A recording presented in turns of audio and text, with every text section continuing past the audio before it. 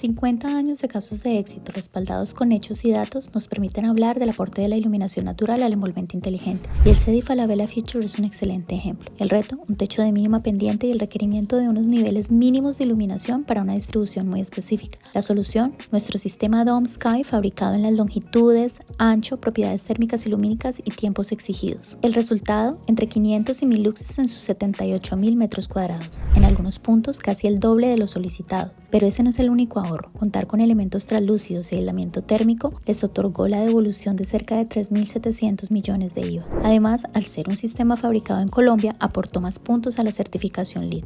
Sin embargo, el mayor ahorro estuvo en producir en una planta nacional. Esto impacta drásticamente los costos logísticos, por distancia y volumen. Esto debido al tamaño y armado en obra. También se despacha según demanda y el desperdicio es cero. No se corta nada de panel para introducir el domo.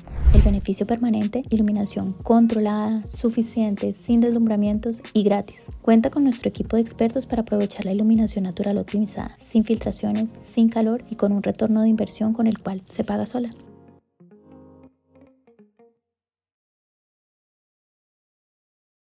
Es una envolvente inteligentemente pensada. En algún momento en una conversación con consultores bioclimáticos y en certificaciones aquí en el país, conversábamos de que a veces la envolvente se deja como lo último, como que cierra el edificio y ya, no se piensa como todo el sistema que debe tener en consideración. Y parte del ejercicio del título de la charla, de esos 7 factores que hay que considerar para tener una envolvente inteligente, es lo que vamos a revisar un poco el día de hoy.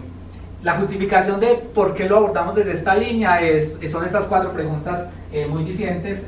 No las voy a leer, no me gusta mucho leer la diapositiva, pero ahí un poco les cuento de todo lo que la envolvente tiene de responsabilidad para con el edificio. Es un tema de protegernos de la intemperie, de darnos confort, de darnos eficiencia energética, de estética, de durabilidad. Entonces se vuelve un elemento fundamental tanto en el ahora como en la operación del edificio, energéticamente, en variables de confort y obviamente en la estética, porque al final todo entra por los ojos. Y ahora lo que vamos a ver es, primero, cuál es el concepto de envolvente inteligente que nosotros queremos un poco transmitir y cuáles son esos parámetros para lograr esa envolvente inteligente. Entonces, como bien lo decían, mi línea es muy la bioclimática. Voy a abordar los 7 factores, no son 7 factores bioclimáticos, solo uno es bioclimático.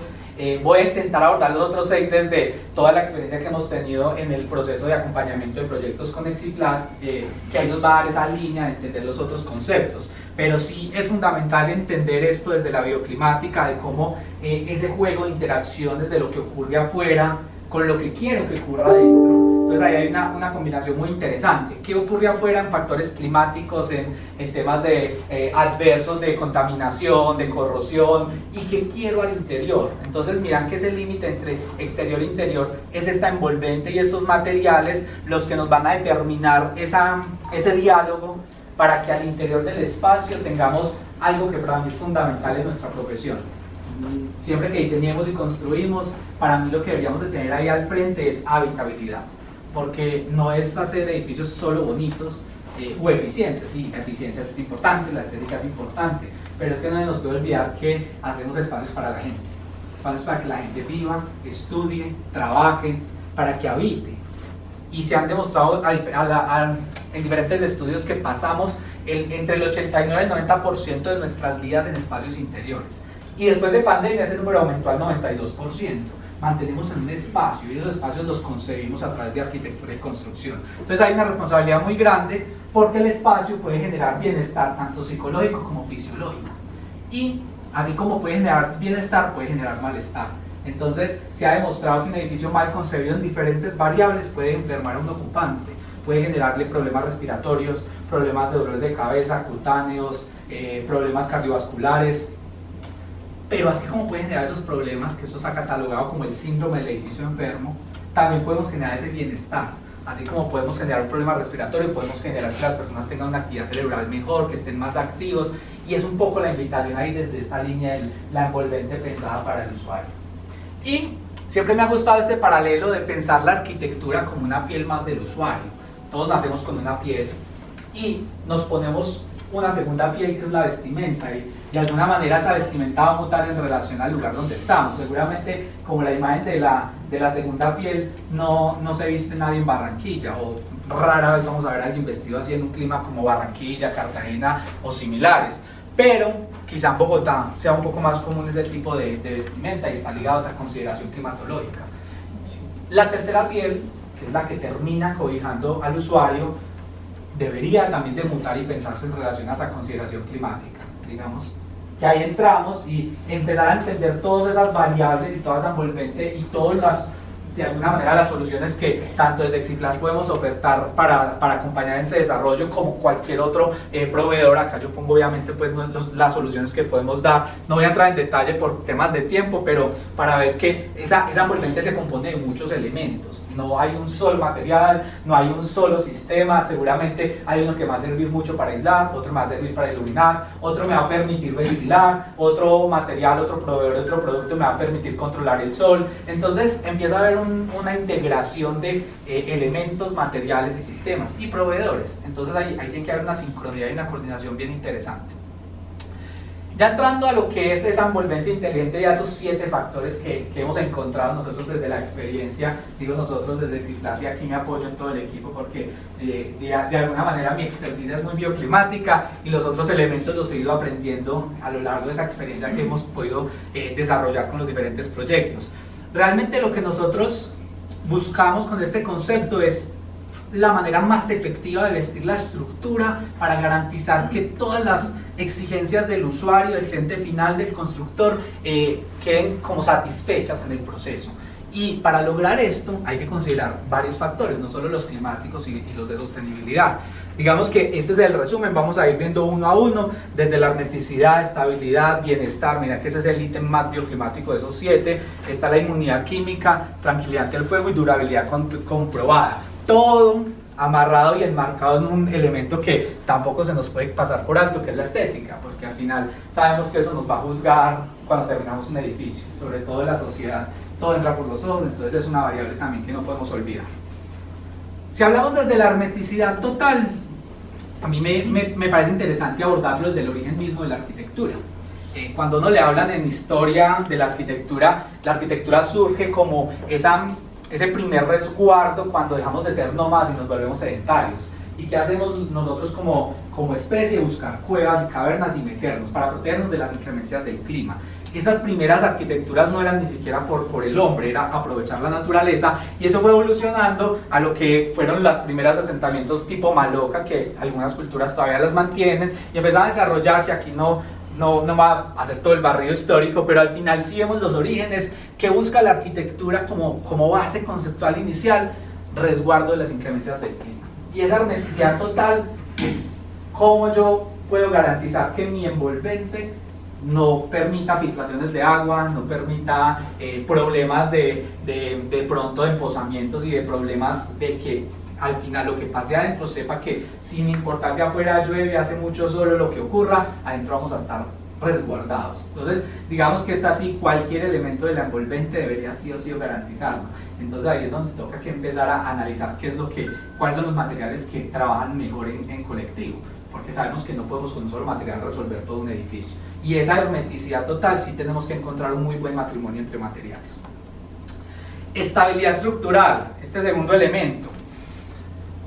Yo siempre digo que los primeros dos son muy obvios, hay que darlos por sentado, uno va a tener hermeticidad y estabilidad estructural, pero hay que hablar de ellos porque pues casos pasan en el mundo, en Colombia, de fachadas envolventes que por una u otra razón, y todavía no se sabe exactamente qué pasó en del ejemplo de la foto, pero pueden pasar muchas cosas. Entonces cuando uno habla de estabilidad estructural es entender todos los aspectos que influyen en esa estabilidad del envolvente: peso, resistencia mecánica, la estructura, sistema de fijación requerido, y nosotros ahí hacemos como una recomendación de 4 puntos básicos que deberíamos de considerar en el proceso de desarrollo y de diseño de esa envolvente. En ese proceso de desarrollo y diseño claramente hay que entender cuál es el grado de desempeño que vas a necesitar según la norma, porque no todos los edificios necesitan exactamente lo mismo en temas estructurales, ni en el lugar donde estoy ubicado, cuáles son los vientos. Por ejemplo, rápidamente, San Andrés ahora, después de todo lo que ocurrió y el desastre, ahora hay que catalogar todas las estructuras con huracán tipo 5,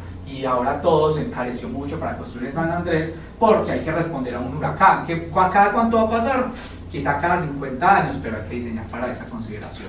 Entonces, empezar a entender qué necesito en el proyecto, evaluar las cargas, toda la integridad del sistema. Yo acá vuelvo al mismo, yo no lo voy a leer, yo les voy contando. Pero entender también el sistema de fijación. Una cosa que, digamos que es una cosa que yo he ido entendiendo mucho, aprendiendo mucho con los técnicos.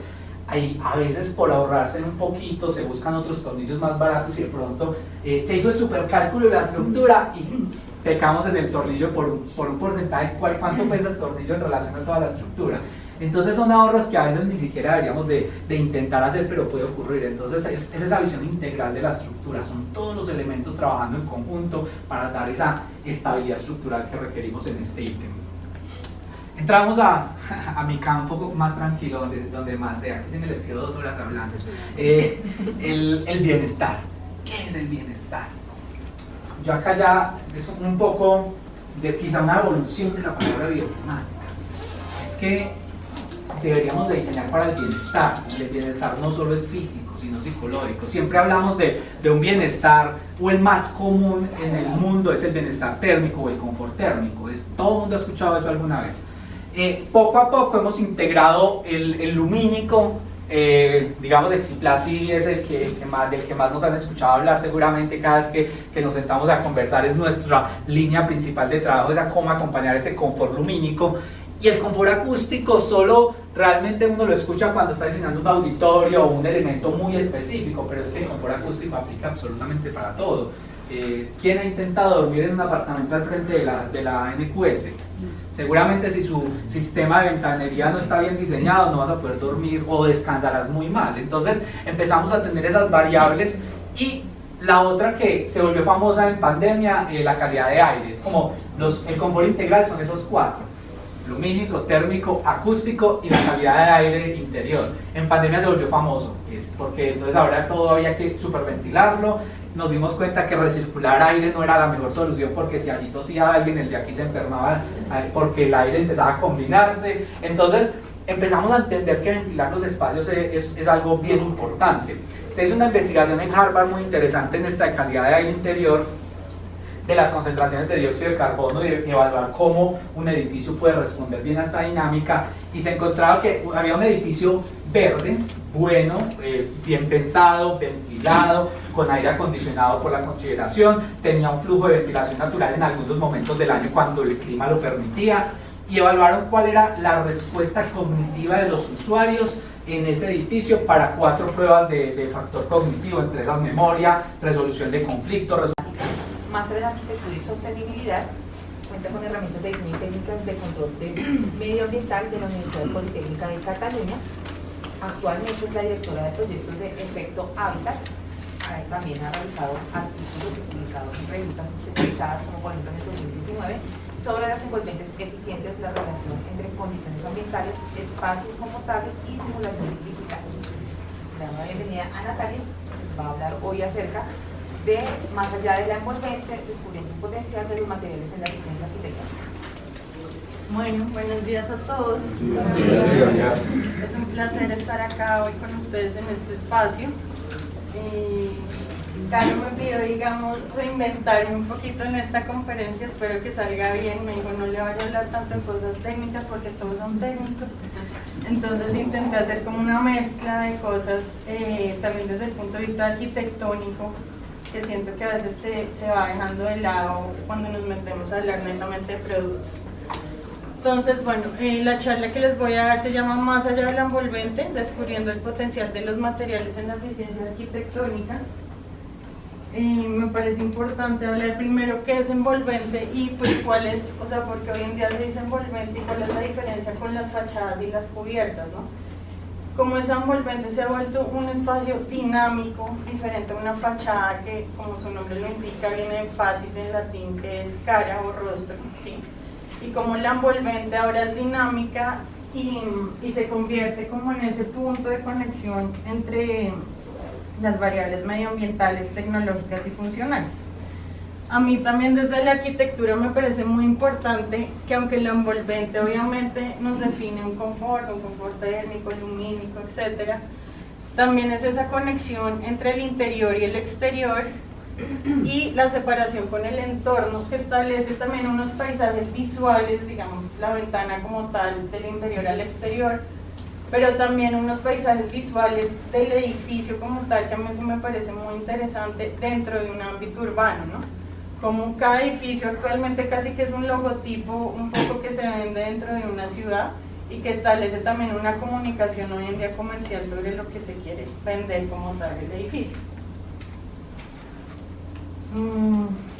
Hay otra cosa que a mí me parece muy interesante y es que la envolvente también es un lenguaje del proyecto que de alguna manera fusiona la estructura con el revestimiento y nos genera a todos una experiencia sensorial, ¿no? Esa parte del individuo y que queremos generar como arquitectos o ingenieros dentro de un edificio, un espacio. Y es ese punto de encuentro entre lo construido y lo natural que genera una narrativa inspiradora usualmente arquitectónica. Entonces hay muchos puntos que convergen en una envolvente, que la envolvente puede ser simplemente un muro, ¿sí? O puede ser empezar a hacer una composición de materiales que conforman un sistema, o también que a mí me parece muy interesante como arquitecta, cómo esa envolvente incluso se vuelve espacios de transición como jardines, o como dobles fachadas donde se pueden circular, ¿sí? Entonces se convierte en un conjunto de dimensiones, que muchas veces vemos la envolvente como si fuera una sola línea, pero así como puede ser una línea, puede ser unas variables de líneas que nos conforman un conjunto y pues que al final nos configuran un espacio, una experiencia arquitectónica.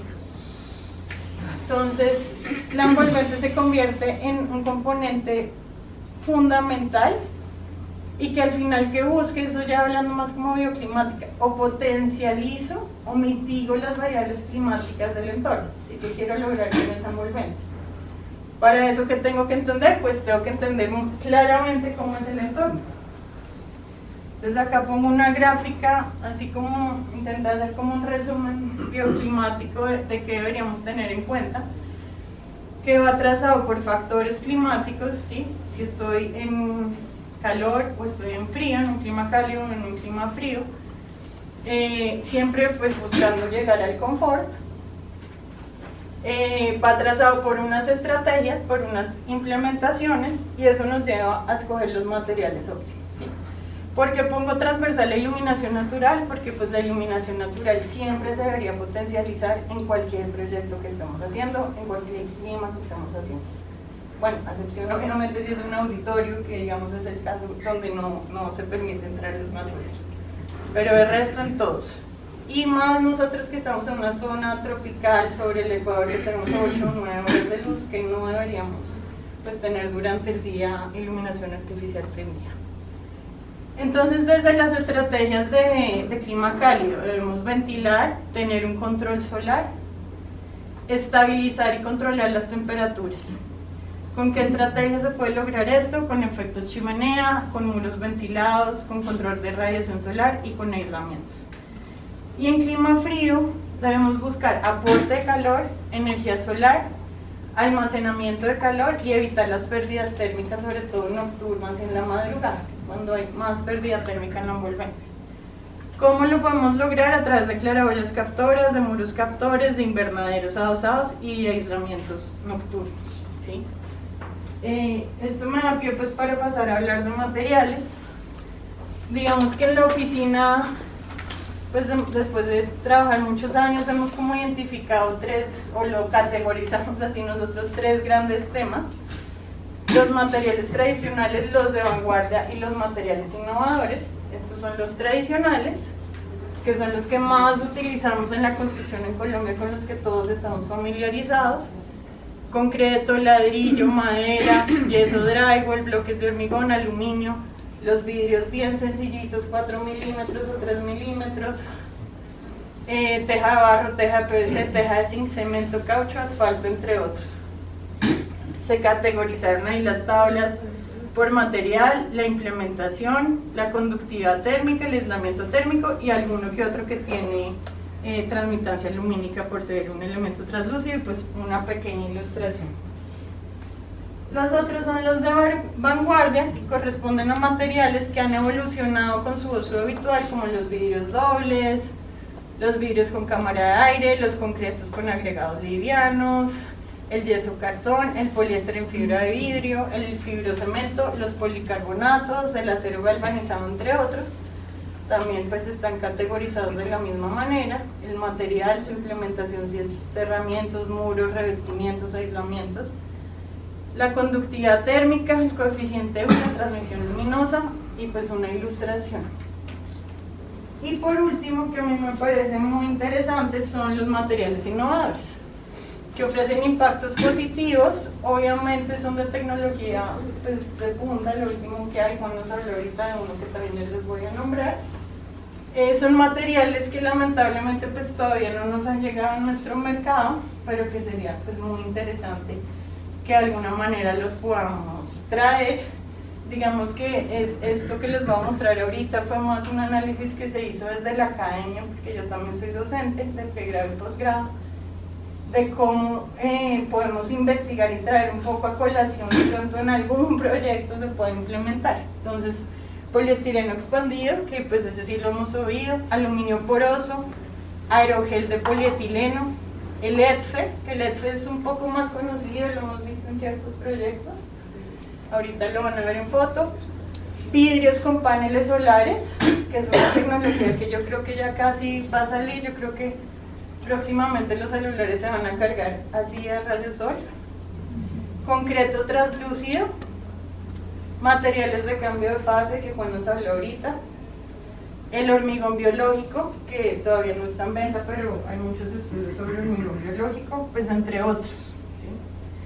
Entonces acá dice como un pequeño resumen más de cada uno o de algunos. El poliestireno expandido, que se podría usar como formaleta de muros, nos ayuda como aislamiento acústico y térmico. La espuma de aluminio, que es un material pues más enfocado como en la parte acústica, pero es aislante acústico y además permite el paso de la luz, que me parece muy interesante. El aerogel, que es un material súper liviano, ¿sí? Está hecho de poliéster y de polietileno, y pues no se puede instalar, digamos, solito, sino siempre va a adherir a algún panel. El ETFE, que les decía, que también es un aislamiento térmico, permite el paso de la luz, pero además es un material de alta durabilidad y resiste mucho el calor, condiciones críticas, digamos, de radiación solar. El hormigón translúcido, que a mí personalmente me parece espectacular, ¿sí? Es más liviano que el hormigón tradicional, permite el aislamiento térmico, permite el paso de luz, porque dentro de su composición, digamos que está hecho como cualquier hormigón, pero le meten fibras ópticas y eso genera pues que haya algo de translucidez. Los materiales de cambio de fase, que Juan nos habló un poco más, que básicamente ahorita los más comunes son parafina y sales hidratadas, y básicamente todo el tiempo están contrayéndose o dilatándose dependiendo del calor del espacio, para generar una eficiencia energética enorme en los espacios que se instalan. Los paneles solares en elementos translúcidos, que tienen unos compuestos que almacenan esa energía solar para después pasarla pues a energía que podamos usar en bombillos, etcétera, y permite también el paso de la luz. Son aislantes térmicos, bueno, un material espectacular si se logra desarrollar. Estos no son materiales, pero digamos hacen parte de la materialidad y son sistemas, y también me parece que son pues, temas que ojalá se desarrollen mucho más. Las pueden ser pinturas o pueden ser, sí, como adhesivos fotocatalíticos, no sé si los han oído, que se pintan y son de dióxido de titanio y se activan con la luz y con el agua y empiezan a limpiar el CO2 del lugar donde estén. Es decir, nos ayudan a purificar el aire, ¿sí? Sería muy interesante que casi que todas las edificaciones empezaran a tener también un poco pues, estos temas. Y por el otro lado, el desperdicio actual de la energía cinética, que hay empresas que ya lo están trabajando. Como si nosotros, digamos, por cada pisada que tuviéramos estos sistemas que almacenan energía cinética y la pasaran a energía pues lo que ahorraríamos, digamos, sería brutal, y pues estamos usando algo que es nuestro de día a día. Actualmente, eso me parece súper bonito, hay campos de fútbol en Sudáfrica y en Brasil que están hechos con esto. Entonces por las noches los niños de los barrios marginales donde están estas canchas pueden salir a jugar, cero costo de energía, pues a punta de balón de fútbol. Les traje esto, que es, o sea, puede chocar un poco, pero se los quería como traer a colación y mostrar. Es una reflexión mía. Es cierto que a menudo los productos de envolventes son vistos desde una perspectiva comercial que puede limitar su exploración en términos de eficiencia arquitectónica y su integración con el entorno, clima y uso específico. Un enfoque integral permitiría alcanzar su máximo potencial en términos de funcionalidad y rendimiento ambiental. Y les voy a mostrar unas imágenes que van un poco hacia allá, ¿sí? Estos son unos fotomontajes pues, que hicimos en la oficina, en 4 tipos de clima: frío extremo, sí, con nieve, desierto, tropical húmedo y montaña, sí, como tipo Bogotá hoy que está de nublado. Y al lado son edificios, pues intenté como que me quedara similar el edificio, edificios en vidrio que no necesariamente son malos, pueden ser muy buenos, pero como si de pronto nos vamos un poco hacia las lógicas reales de esos espacios y cómo la gente logró sobrevivir por muchos años a esas condiciones ambientales. En este caso pues para frío extremo les pongo el iglú, para el desierto les puse las torres de Hyderabad en Pakistán. Por ejemplo, el iglú tiene ciertas lógicas. Marcela es arquitecta y tiene de arquitectura de la Universidad Nacional, dedicada al ejercicio profesional en dirección y ejecución de proyectos, con experiencia como arquitecta, diseñadora, consultora de proyectos y supervisión arquitectónica en temas como edificios industriales, comerciales, dotacionales y de diferentes áreas de servicios. Actualmente es la representante legal de la firma E4 Arquitectura SAS, creada en 2014. Entonces le damos la bienvenida a Marcela con su charla Diseño de equipamientos industriales para la Cooperativa Nacional de Droguistas. Buenos días. Muchas gracias por la invitación a participar en este encuentro. Voy a hacer la presentación de unos proyectos que se trabajaron para la Cooperativa Nacional de Droguistas, que es una cooperativa a nivel nacional con 5.000 o 6.000 afiliados. Entonces, ellos tienen sus sedes como cooperativa. A partir del 2008 decidieron crear sus sedes regionales, porque todo era en arriendo, y en ese momento se inició un proceso que inicialmente fue construir una sede para Cota, que era la sede nacional, la primera. Bueno, como ya lo explicó Carolina, pues nosotros somos una empresa de consultoría de diseño arquitectónico, en edificios industriales y edificios de servicios y educativos. Aquí pues vamos a presentar se han realizado 6 proyectos, pero los 2 primeros fue como la búsqueda de un prototipo que quería la empresa de crear una imagen y seguirla, digamos, replicando en las otras sedes. El primer proyecto que se hizo fue la nueva sede de Copiviva de 40 años. Este es un proyecto en Cota. Aquí pues se tenía como funcionamiento general de la empresa, es una empresa comercializadora, entonces ellos lo que tienen establecido muy funcionalmente son unas áreas de recibo de mercancía y almacenamiento, que ellos lo denominan packing, y la otra parte grande como área que son el picking o la salida y envío y despacho de mercancía a las diferentes droguerías de la ciudad. Ellos pues tenían un programa ya muy completo de todas sus necesidades. Básicamente lo que consta es de las 2 áreas, unos muebles de despacho, unos muebles de recibo y una... ¿Esto no se ve o sí?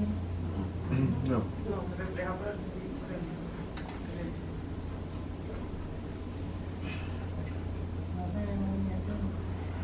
Entonces, en esta primera sede lo que se trató fue de concebir una bodega de tipo industrial, o un CEDI como ellos lo denominan, donde pues se pudiera hacer como una búsqueda un poquito diferente a las dos aguas para las bodegas industriales, o la bóveda. Entonces aquí se hicieron una serie de planteamientos y era un paisaje demasiado abierto en la sabana de Bogotá. Entonces pues aprovechamos que se podía como implementar ciertos criterios en la volumetría y se optó por una cubierta en el sentido longitudinal.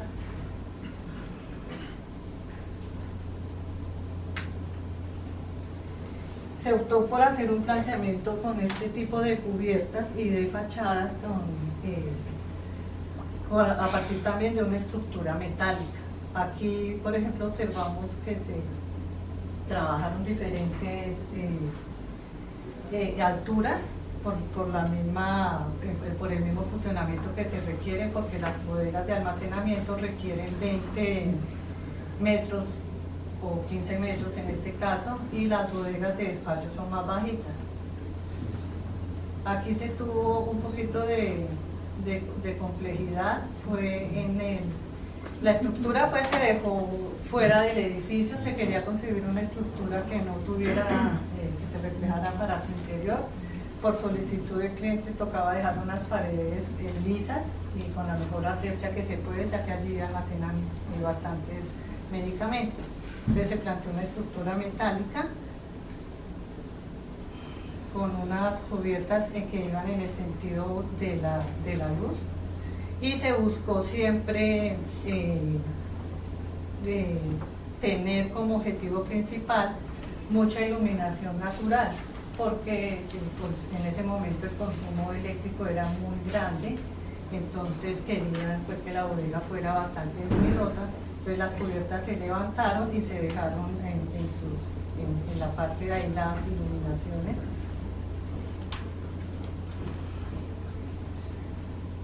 Bueno, aquí este es el primer proyecto, que fue como el germen de los diseños. En este proyecto de la sede de Antioquia ya era un lote muy diferente, y lo que se decidió fue seguir trabajando el mismo tema de la iluminación, pero no a través de la parte longitudinal como se había trabajado en el otro proyecto, sino a través de la parte superior. Entonces aquí lo que se hizo ya no era tener una estructura que me venciera las luces en la forma longitudinal del edificio, que es una resultante de la gran cantidad de área. Siempre son unas bodegas de aproximadamente 90-80 metros cuadrados, con una luz a vencer de 60, 65, 55 metros dependiendo. Entonces se aplicó el mismo criterio de tener una estructura metálica. En este caso lo que quisimos fue, para darle la iluminación, alternar los pórticos con el fin de poder crear estas iluminaciones que ustedes observan en la parte superior. Y se trabajó también la misma idea de la estructura aporticada hacia el exterior. Aquí ya se ve cuando se hizo el montaje de la cubierta, pues claramente ya cómo es el manejo de la luz. Aquí se le hicieron estas claraboyas horizontales, pero tuvimos pues una pequeña dificultad, y fue el encuentro en este punto donde las cubiertas se cruzaban, pero finalmente con las personas con las que se trabajó, que fue Metecno, se solucionaron muy bien estos puntos de unión de esas dos cubiertas, que como se alternaron creó este efecto. Aquí ya se ve el efecto de la luz sobre la pared con la iluminación de la eléctrica. Como este era un proyecto generalmente pues se trabajan dos pisos, que son el edificio de apoyo, y hacia el interior están las bodegas. Aquí se permitió el tratamiento de cubierta verde en el tercer piso. Y a nivel ya de los estudios bioclimáticos, pues era necesario plantear unos portasoles o quiebrasoles para el manejo ya de la temperatura de confort dentro del edificio. Esta es, digamos, una vista de la parte pequeña del picking.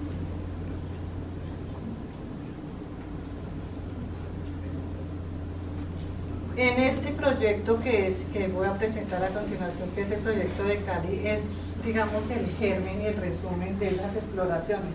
Como en el momento de diseñar Medellín se tuvo conflicto con ese cruce en la estructura, o fue un poquito dispendioso, en este lo que quisimos fue hacer el mismo concepto de bajar y alternar las estructuras, pero a partir de un pórtico, donde en una parte la cubierta viene apoyado por la parte baja del pórtico y en la otra por la parte alta, permitiendo crear la misma sensación de iluminación y de confort dentro de la bodega. Entonces, al tener esa alternancia con los pórticos de dejar en una parte de arriba y en otra de abajo las cubiertas, nos generó este efecto, y lo que quisimos fue también, para darle mejor aspecto a la volumetría, trabajar las cubiertas hasta aquí en el segundo piso, que sería la zona técnica.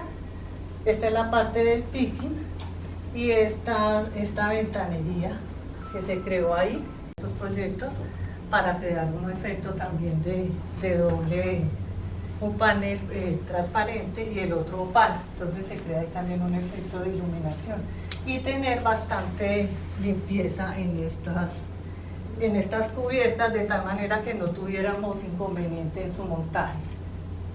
Entonces ha sido un montaje, pues es un poquito complicado ya decisar estas estructuras, pero digamos que por ser una estructura metálica son unas construcciones que se realizan en su totalidad durante 1 año y medio. Aquí, como les explico, esta es la parte del packing, esta es la parte del picking y esta es la barra de volumen que tiene que apoyar directamente con servicios a esas áreas.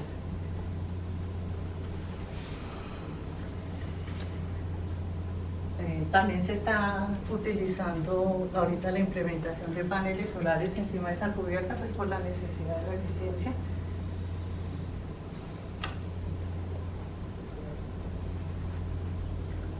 Aquí tenemos un pequeño video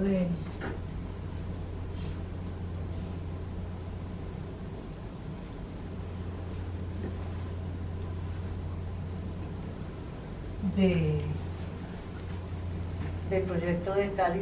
Como les digo, es la síntesis, porque también se hizo un proyecto en Pereira, era un poco más bajo, pero fue donde, digamos, se empezó a lograr consolidar la imagen de la empresa. Una vez ya ellos aceptaron esa imagen, ya se continuó el trabajo con las otras sedes. Entonces ya, digamos, como se tiene el manejo ya volumétrico y se tiene el manejo funcional, es adaptarnos al lote. Por ejemplo, este es un lote muy plano, no tuvimos ningún problema.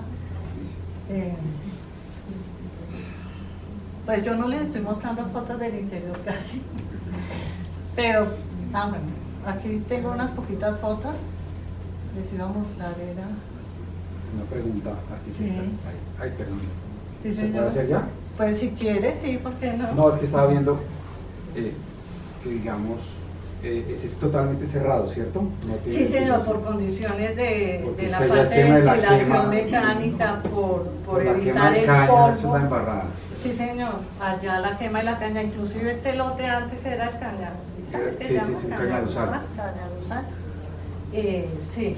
es una Y se embarrada. tiene especial interés en eso, porque por ejemplo en el proyecto de Medellín se implementaron unas persianas automáticas para evitar el consumo de energía, bajándole la temperatura a la bodega, pero tocó quitarlas porque el polvo entraba mucho polvo por más malla que se le puso. Entonces hay que tener muy en cuenta eso. Por eso estas bodegas son tan cerradas, pero por eso precisamente de ahí de darle la iluminación, que es lo que le da la parte. Bueno, aquí por ejemplo se alcanza a ver un detalle. Esta es la cubierta que viene, desagua en esta canal acrílica y aquí continúa. Entonces todos nuestras cubiertas desaguan antes de hacer el quiebre de la curva para solucionar ese empate, pero sí también con las personas de las cubiertas, la parte de lo que es el pórtico sí sigue derecho. Entonces ahí también hay que hacer un detalle especial, ¿sí? ¿Se utiliza el mismo panel para la parte superior de la cubierta que para la parte que tiene radio de curvatura o se cambia? No, el espesor? a ver, ¿qué sucede? Que en este caso esta parte curva queda encerrada, ¿cierto? Porque adentro también, ahorita miramos, se le coloca panel vertical de otra especificación, que es un monobol. Ambas panelerías, tanto de cubierta como de pared, están trabajadas con las espumas correspondientes de PUR, de PIR, el grosor que indique el bioclimático, lo mismo las cubiertas. Hasta todos los proyectos se han trabajado con cubiertas de 1,5 pulgadas, menos Barranquilla, que por el calor y por estar en un terreno demasiado abierto, esa sí tocó dejarla, especificarla más gruesa. Y digamos en la que nos mostraste ahorita de cota, ahí como esté con los temas de, ahí se sufre mucho en temas de condensación, ¿no? Sí, señor. ¿Cómo les fue con eso? ¿Cómo miraron ese problema? Pues en cota teníamos unas rejillas superiores, Sí. porque era Para realmente ventilación. más eficiente exactamente sacar por ahí El aire es todo. medio limpio, ¿no? Ahí no tenemos. En los otros proyectos, como ya no se puede, porque son climas muy cálidos, que toca aplicar el aire acondicionado, ahí sí ya pues se trabaja todo eso de manera mecánica. Ya. ¿cierto? Y las drogas también son sensibles. Y las drogas son muy Se te sensibles, dañan, de sí. ahí que tiene que tener uno muchísimo cuidado con toda esa parte, decimos, de polvo y de esto.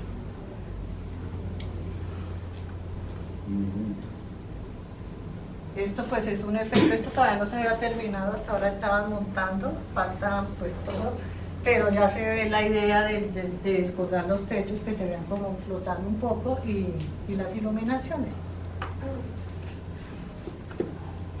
Estos son los grandes espacios que se requieren. Este es el bajito, que es el picking, y la parte izquierda está el packing.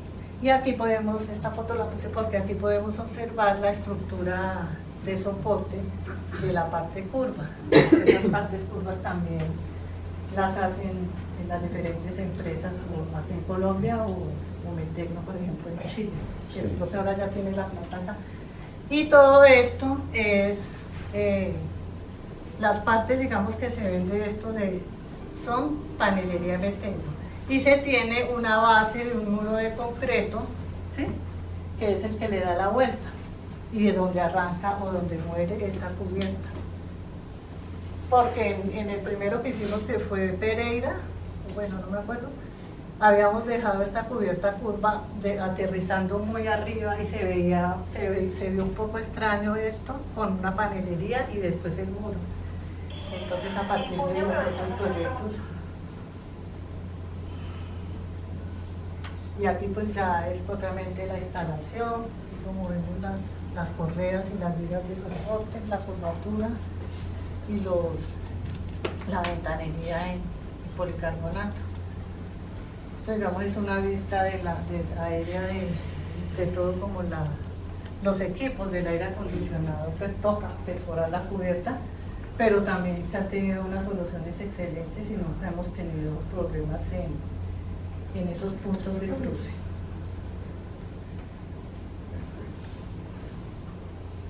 Esto ya es la sede Barranquilla, que es la que estamos diseñando actualmente, construyendo.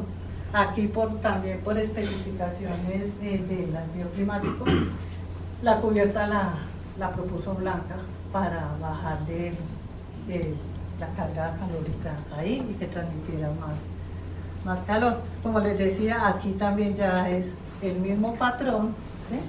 El mismo concepto, pero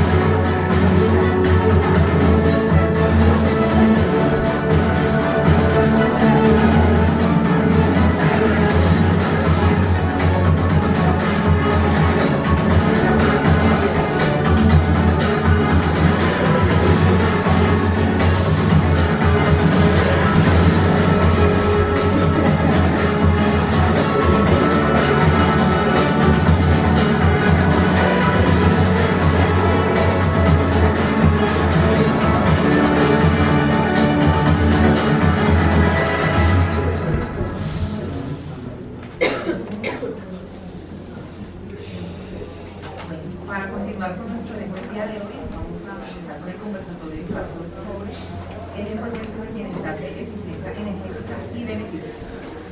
El día de hoy tenemos 5 expertos. Vamos a comenzar presentando primero Walter Villa, arquitecto de la Universidad Pontificia Bolivariana de 1987, estudió propio de arquitectura desde el 2000, docente de la Facultad de Arquitectura en el último año, desde 1995. Tiene énfasis en diseño de plantas industriales y centros de distribución. También está con nosotros Andrés García, ingeniero civil de la Universidad Nacional de Bogotá, con un máster especializado en ecosistemas, en ecomateriales y construcción sostenible en CAEN en Francia y doctor en construcción y tecnología arquitectónica en España. Casa, Passive House, Designer y Construcción LSA experiencia también con una consultoría de diseño sostenible en más de 150 proyectos en Francia, Italia, España, Estados Unidos, Perú, México, Ecuador y Colombia. Igualmente, con una experiencia en procesos de certificación sostenible como Casa, LEED, HQE y BREEAM. Docente e investigador en la Universidad de los Andes, la Pontificia Universidad Javeriana, la Universidad Católica de Colombia y la Universidad Colegio Mayor de Colombia. También está con nosotros el señor César Ruiz, ingeniero mecánico de la Universidad de los Andes con una especialización en mercadeo estratégico del Colegio de Estudios Superiores de la Administración de CESA en Bogotá. Tiene más de 25 años de experiencia con el sector industrial y de construcción en operaciones. No, con mayor experiencia. Actualmente CEO de CET y Sostenibilidad, una empresa líder técnica colombiana en ingeniería dedicada a ofrecer consultorías en temas de sustentabilidad individual o corporativa, principalmente en el sector de la construcción y operación de edificaciones. Trabajó por más de 11 años en mercados de tratamiento de aguas y cuidados ambientales interiores. Para continuar tenemos a Carolina Mayor, gerente de construcciones y CICLAS, hace parte del comité técnico de la Asociación de Constructores de Envolventes, ingeniera civil especialista en estructuras metálicas con más de 20 años de experiencia en el campo de las envolventes. Y también está con nosotros Alejandra Sánchez. Alejandra, cuéntanos un poquitico de tu experiencia, por favor. Soy arquitecta, especialista en gerencia de proyectos. Soy directora de desarrollo del Fondo Vision Capital. Mis últimos 3 años como directora y mis últimos 8 años como directora de operaciones, entonces pues conozco muy bien nuestros usuarios finales.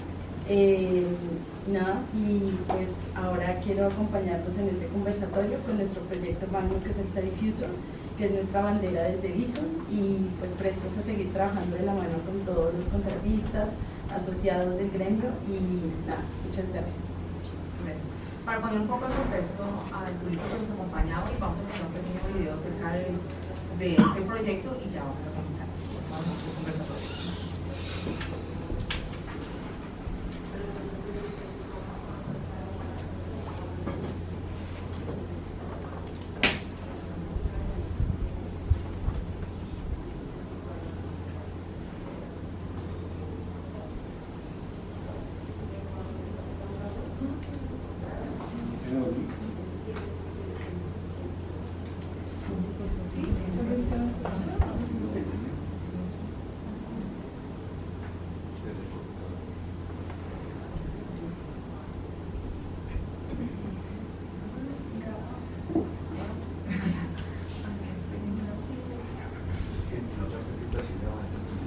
Pero fue a los computadores.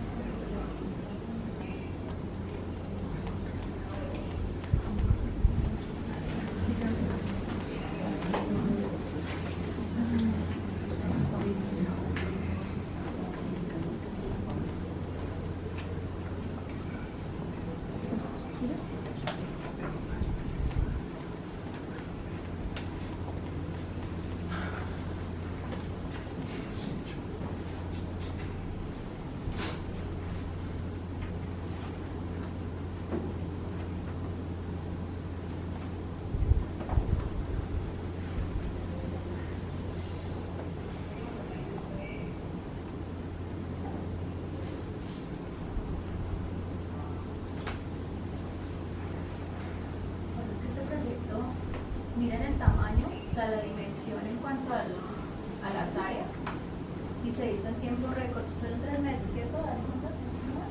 En los diseños, digamos, en toda la estructuración sí, pero en construcción fueron 18 meses.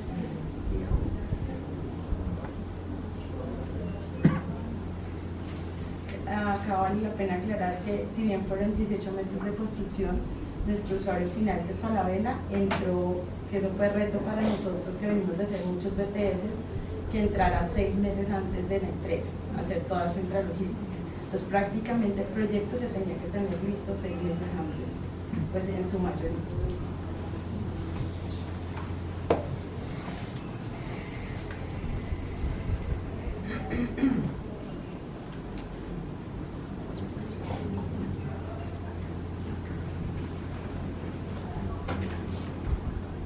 Para tener orden de magnitud en el proyecto, nosotros por riesgos tuvimos que dividir oferentes para la misma actividad. Entonces de pronto aquí varios participaron con la mitad y un 50%. El único creo que el proveedor que estuvo con el 100% fue Metecno, por un tema pues, de cubierta, garantía y la envolvente como tal, que para nosotros ahora más adelante pues Andrés y César nos van a explicar cómo funciona esa envolvente acá. Todo lo que podíamos hacer para el tema sostenible, para el tema de confort, lo podíamos lograr prácticamente sobre la envolvente. Entonces, ese fue el único contratista. Del resto pues estuvieron firmas muy grandes, por ejemplo en el piso estuvo Rinol Rinol en el piso industrial, y en los pisos, ¿me lo puede César? Estuvo, sí, digamos, todo estuvo relacionado en dos. Siempre van a encontrarse, decían, la competencia está conmigo, sí, pero fue un bonito ejemplo de que juntos podríamos trabajar bajo los mismos parámetros. Entonces, eso nos llevamos también de experiencia, disminuimos riesgos también del proyecto, en la ejecución. No tuvimos temas donde teníamos que darle al otro contratista porque este se colgó, o sea, no pasó eso, por la excelente coordinación a través de un aliado súper bueno que también fue nuestro administrador delegado de Colbatria. Entonces fue un proyecto que trae muchas experiencias de compartir juntos, de acercarnos más. Nosotros desde inversiones, ahora les vamos a hablar un poquito porque ahora estamos permeando todos estos proyectos, ya los fondos de inversiones. No me interesa solo el capital, sino muchas cosas más, y estar frente a frente ya con el contratista, ni siquiera con el administrador delegado, porque a veces en esas conversaciones nos perdemos de esos beneficios que ustedes nos traen o que queremos conocer de primera mano para mejorar las condiciones del proyecto. Listo, ya habiendo acabado el video, ahora sí vamos a conversar. De verdad que, bueno, bienvenidos a todos. Les agradezco mucho acompañarnos hoy. De verdad que yo me siento muy feliz de compartir con personas y profesionales de la talla de quienes nos acompañan hoy. Yo he tenido la oportunidad de poder trabajar con todos, pero en algún momento, Walter, Andrés, César, y de conocer a Alejandra personalmente. Y sé que va a ser un espacio que vamos a disfrutar y en el cual vamos a aprender muchísimo. Vamos a hacer de esta una charla muy dinámica, donde el aporte de todos es muy valioso, pero el tiempo desafortunadamente es limitado y queremos alcanzar a pasar por todos los temas que queden claros, y tuvimos que escoger como los puntos más importantes del proyecto porque hay mucha tela de donde cortar. Entonces la dinámica es la siguiente: yo voy a hacer unas preguntas. Cada uno va a tener unos 3 minutos para responder. Tiempo más, tiempo menos, no vamos a cortar a nadie, pues. Pero sí la idea es que todos alcancen a hacer su aporte y que alcancemos a pasar por todos los temas y que queden claros. Vamos a ir variando pues el orden. Si algún panelista tiene algún comentario o inquietud o pregunta sobre lo que ha dicho el otro, pues por favor espere a su turno y en ese momento hará referencia a ese punto, y le pido el favor al público de que si tienen alguna pregunta, por favor nos esperemos hasta el final, como para asegurarnos pues de que todos los temas queden barridos. Entonces, empecemos. ¿Cómo es el proceso de coordinación entre las distintas disciplinas en un proyecto como el CEDIF Falabella Future, y cómo fue el aporte como profesional de cada uno al proyecto? Empecemos con César. Vale, Carolina, muchas gracias.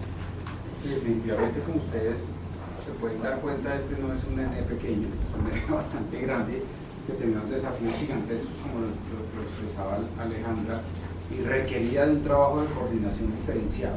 Realmente es muy importante. En Colombia no tenemos tanta cultura de la gerencia de proyectos como tal, estamos metiendo mucho en el tema de BIM, un poco medio atropellado y sin entender de fondo el fundamento. Y el fundamento es realmente trabajar como especialistas, todos asociados y todos de la mano, buscando las mejores sinergias del proceso. En eso apoyó mucho todo el proceso de certificación LEED. Nosotros, uno de los créditos que apuntamos sobre los puntos es el proceso integrativo de diseño, el cual tiene una serie de requisitos que implica que todos los profesionales involucrados en el proyecto desde el día cero empiecen a interactuar. Y lo primero es sentar al dueño. El dueño es el primero que tiene que definir, bueno, usted a dónde quiere llegar, qué es lo que usted quiere con este proyecto. No, yo quiero LEED, quiero ver, no, pero quiere cuánta, qué eficiencia energética, cuáles son los mínimos aceptables, cuáles son las tecnologías permitidas, etcétera. Una serie de preguntas preliminares que permiten facilitar mucho el proceso de diseño e integrar, que todos los especialistas trabajen de verdad integradamente, y que el tema de la coordinación no sea solo mirar si hay unos cruces en algunos ductos o estructuras o temas arquitectónicos, sino que de verdad trabajen alineados con un mismo objetivo. En este objetivo, muy de la mano con Bison, que pues en cabeza de Alejandra para el proyecto y en cabeza de Álvaro como Bison, ellos están muy comprometidos con el tema. Ellos lo iban a hacer y iba a ser un proyecto muy eficiente, comprometido con el medio ambiente y con unas claras metas de sostenibilidad y de reducción de emisiones. Y como responsabilidad de hacer un gran proyecto en estos tiempos de hoy, pues que vemos lo que está pasando, súper fácil, no hay sino que prender el noticiero de que pasa por la primera vez un fenómeno climático que tiene en riesgo a Chile, un país entero, de inundaciones. Entonces el tema es bastante complicado. Yo creo que eso lo diferencia y nos hace ver como la importancia del diseño integrativo, buscando los mejores profesionales, y un poco atendiendo una pregunta que tú hiciste al panel anterior, nunca enfocado en los pequeños ahorros, sino pues en los mejores profesionales para lograr los grandes ahorros, que ahora se los voy a mostrar aquí. Yo creo que todos se van a sorprender y pasa a un completo segundo plano el tema de pensar si un especialista me cuesta más, o si metas bioclimático desde el primer día lo que me empieza a facturar, ¿no? Por ahí no es la vuelta es todos desde el primer día, los mejores, para que puedan trabajar integradamente, tanto proveedores profesionales e incluso invitar a proveedores a comités de diseño, porque es que no hay que tenerle miedo a eso. Es que el proveedor no es que me está obligando a que yo le compre todo el tiempo, es un poco un miedo irracional y un poco sensato que tienen los proyectos. Si tienen conocimientos y saben de sus materiales, Juan David nos hizo una excelente ponencia, no sé dónde está. Hombre, el hombre sabe el tema, sí, él quiere vender Exiplast, pero él sabe el tema y puede aportar cosas al proyecto. Hay que perder esos miedos. Yo creo que ese es un éxito de este proyecto. De mi parte, pues pienso que todo este equipo de coordinación pues nace realmente del fondo.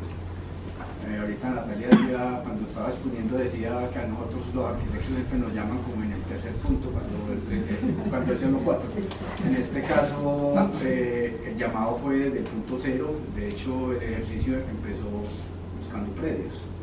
Entonces, participar en el proceso completo y con el apoyo incondicional de contratante se vuelve fundamental. Y contar, y siempre el fondo contó conmigo para la búsqueda del equipo de trabajo. Entonces el éxito de coordinación es que nos volvimos un equipo de amigos y aportamos cada uno en su conocimiento al proyecto, y no fue un tema de hacer lo que dijo el otro, sino de cómo coordinarlo. Y creo que puedes llamarlo destino, creo que puede ser, porque no siempre pasa, que fueran llegando al tiempo adecuado cada uno de sus profesionales, entonces dio la posibilidad de lograr lo que se logró. Listo. Desde mi lado, un poco parte, si bien el fondo viene con todas estas prácticas de hacer algo diferente, de primero lanzarnos algo súper grande, veníamos de hacer BTS de 30.000 metros cuadrados, el más grande, y llegar a enfrentarnos a uno de 100.000 metros cuadrados, pues de ahí partía el reto. Otro de los retos inmensos fue trabajar con el cliente mano a mano, todos los días en la mesa.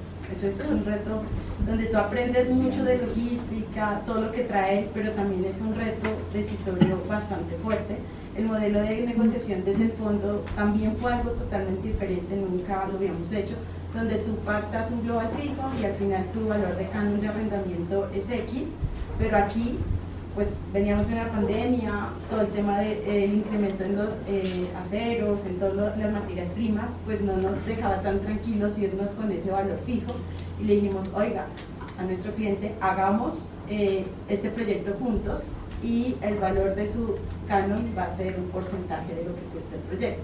Entonces, dicho esto, pues acarrea que todos los días esté ahí el cliente. Entonces, claro, hablar con estos cracks pues es fácil y buscar una solución es rápido y de la mano pues de todos los contratistas que, como lo mencionaba César, estuvieron en la mesa, ganen o no, porque fue un aprendizaje para las dos partes. Pero el cliente, pues su fuerte no es este. Entonces, interactuar con el cliente, hacerle entender, para nosotros a veces era hasta desgastante, pero no perdíamos el impulso para tener este gran proyecto. Entonces, ese fue uno de los grandes retos. Y por último, pues decirle al fondo, señores fondos, se puede hacer estos proyectos y les garantizamos este grupo que vamos a tener ahorros y van a ser aproximadamente de tanto. ¿En serio? Entonces sí, o sea, vamos a lograrlo. Entonces esto es un reto porque todos mis compañeros, y de hecho acá me acompañan algunos, son financieros en su mayoría, entonces pues el modelo no me da, entonces luchar contra eso y qué rico que estas profesiones como la arquitectura, la ingeniería en sus diferentes especialidades empiecen a permear sobre esos fondos. Entonces llegar a ser partícipe de un fondo y decirle, venga, yo también tengo opinión, mi opinión cuenta para hacer sus negocios. Entonces es algo que los fondos deben entender y creo que el nuestro ha hecho muy bien la tarea. Eso es como el aprendizaje que nos dejó esto y los retos tan enormes. Qué bueno ese testimonio, pudiéramos haber grabado. Bueno, si nos autoriza tu respaldo. Claro. Lo repite. Bueno, pues muy buenos días para todos. Yo creo que el tema de la coordinación, pues evidentemente parte del cliente. Si el cliente, digamos, de alguna forma sabía lo que quería, no sabía cómo iba a llegar, pero sabía lo que quería. Entonces yo creo que partir con un cliente convencido de lo que quiere es muy importante.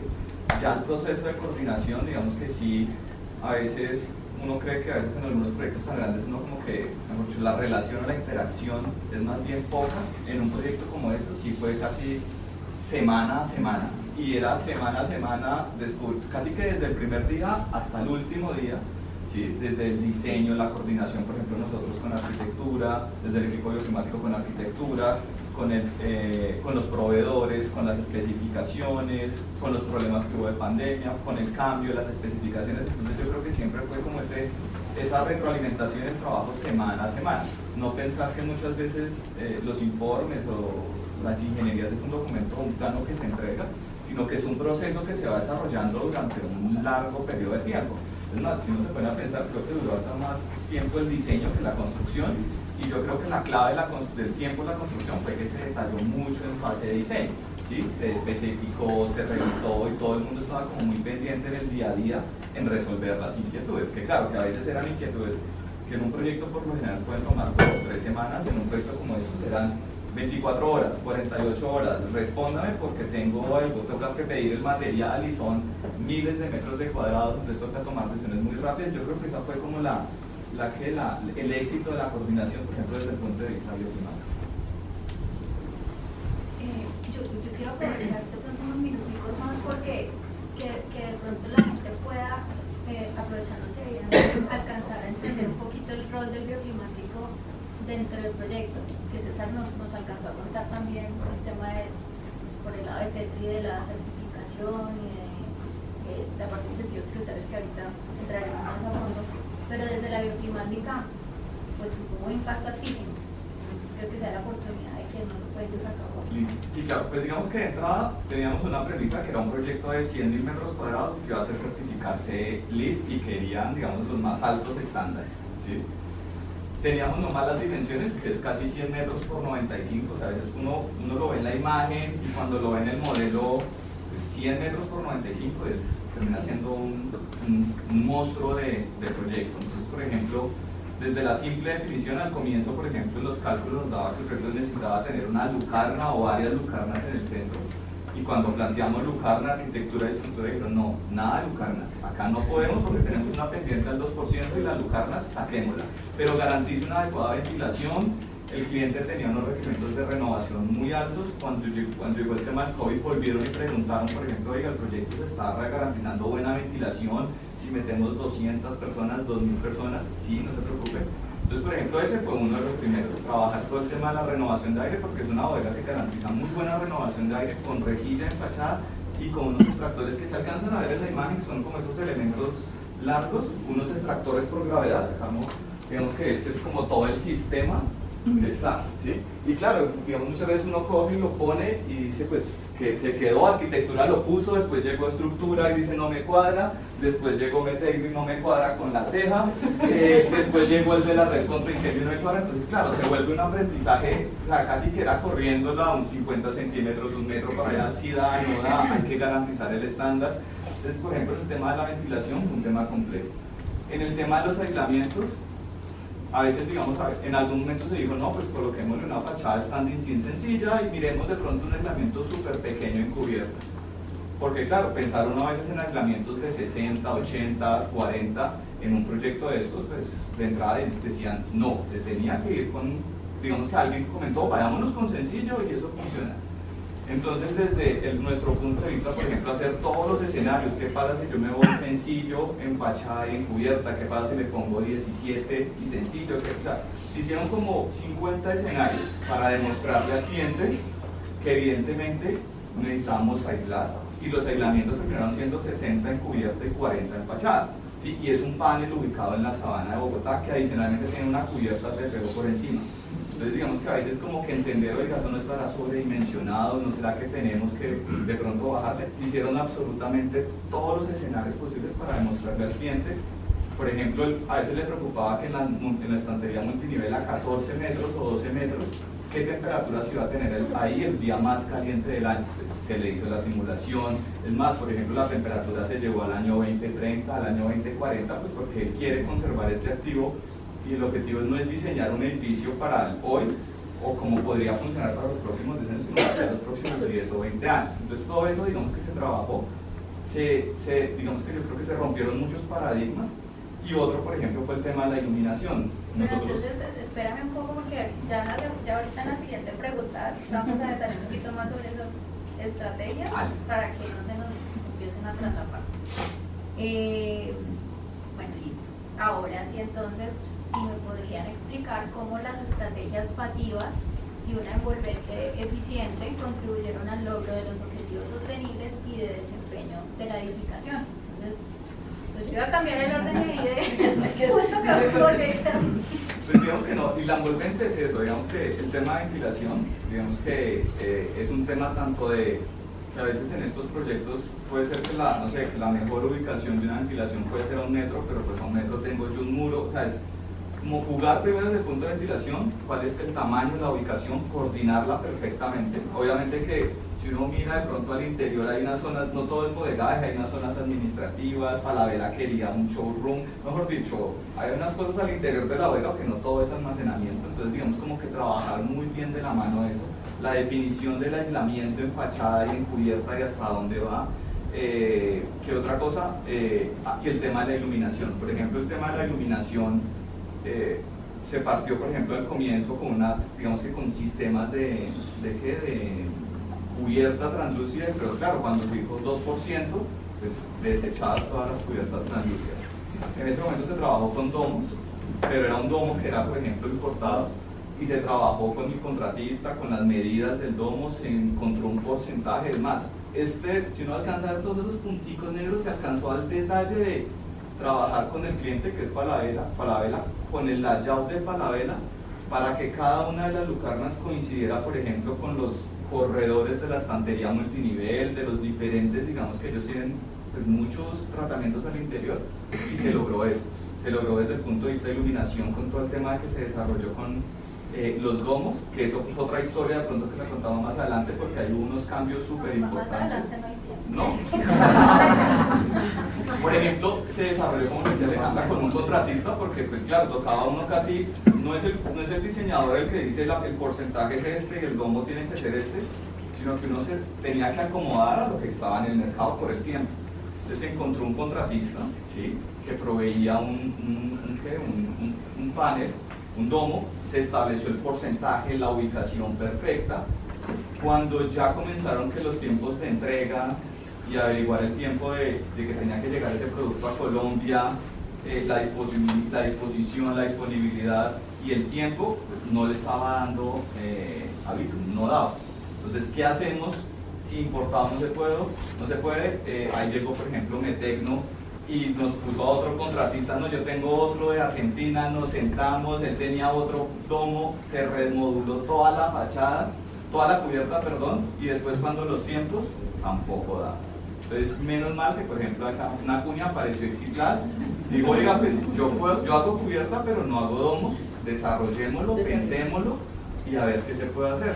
Yo lo puedo tengo una disponibilidad casi inmediata, el tema es desarrollarlo, verificarlo, y digamos que sí, se logró nuevamente, afortunadamente, digamos que creo que coincidió más con, por ejemplo, con el panel tipo sándwich, se desarrolló el módulo, se volvió a remodular, se garantizó el porcentaje, por ejemplo, de ceja translúcida, que eso era un tema que le preocupaba a todo el mundo porque, por ejemplo, la cubierta era un 2% del domo, pero en las letras chiquiticas era el domo con una transmisión luminosa diferente, o sea, estaban como las especificaciones por debajo y lo que tocaba respetar era el 2%, pero pues se trabajó, digamos que con todos, y finalmente pues Exiplan lo desarrolló, lo instaló, se cumplieron los tiempos y está funcionando. Nosotros, por ejemplo, ya hemos hecho mediciones al interior del centro de distribución, está funcionando perfectamente la iluminación en el día más nublado, nunca se ha bajado los 150 luxes, estamos al 2%, la temperatura es a veces hasta gratificante ver que nunca o sea, el delta varía como 2 grados,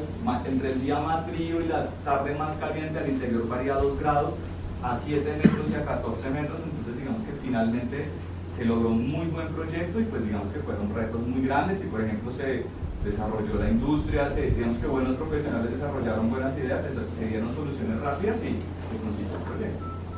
Excelente, muchas gracias.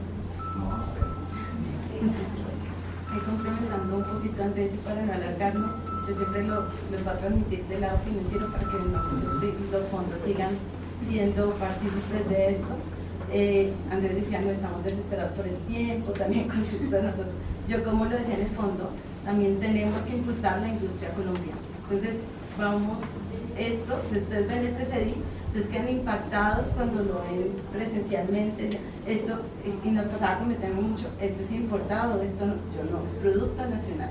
Entonces, queremos desarrollar más allá, pues sentémonos, no todos los fondos tienen la disposición de sentarse, entender, pero miren que es súper valioso, o sea, cuando tienen un producto, yo desde la arquitectura digo hermoso, o sea, porque una industria generalmente uno dice arquitectura, sí, es un gato, una cosa así, no, es un producto para mostrar, nos han llamado en muchas pues, revistas también de arquitectura para impulsar el proyecto. Entonces, cuando yo lo vendía en el fondo, les decía, vamos a impulsar la industria colombiana, vamos a tener el menor tiempo, no entramos a riesgos, y por detrás nosotros matándonos, ¿qué íbamos a hacer? Y aparecían esos buenos contratistas con esas excelentes soluciones, y yo creo que les generamos más productos a ellos, les impulsamos a que puedan vender eso, y que está comprobado, y que más con este proyecto, que más carta de presentación tienen para impulsar esos nuevos productos que ustedes hicieron. Entonces, eso es desde el lado financiero, nos da un check para mostrar y para seguir practicando, porque no todo se muestra solo es para mostrar, sino para implementarlo en nuestro día a día. Entonces, eso es el componente. En la fachada, como aparte que es lo que les decía hermosa, yo le decía al contratista, necesito esta lámina en gris, ustedes ven el parapeto, la caída, excelente que hizo aquí el arquitecto jugando con eso. Yo necesito esta lámina en gris divina, que es italiana, nosotros la tenemos